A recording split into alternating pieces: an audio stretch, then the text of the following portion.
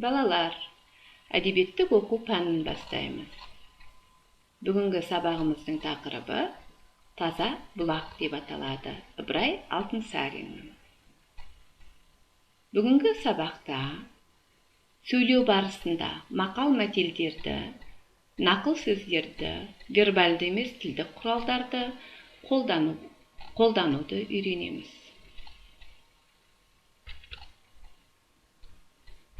Бұлақ дегеніміз не? Бір сәтке ойланып көрейікші. Бұлақты балалар тағы да көз, бастау, қайнар деп те айтады екен. Бұлақ жер асты суларының жер бетінде, кейде су астына өздігінен шоғырлана шығатын жері. Бұлақтың суы қандай болады екен? Мөлдір болады екен. Тағы қандай болады екен? Ойланып, кластерге жазамыз.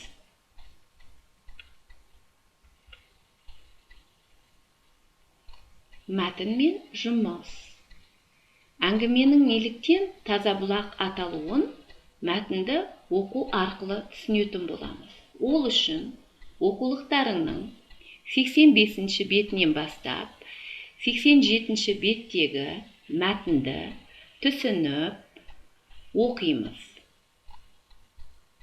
Және сол мәтін бойынша өз бетімізбен жұмыс жасауға үйренеміз. Бірінші тапсырма.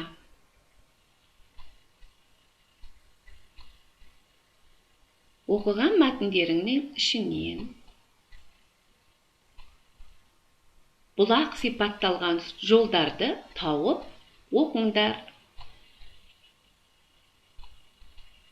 Бұлаққа қатысты көркем сөздерді теріп, дәптерлеріңе жазып алыңдар.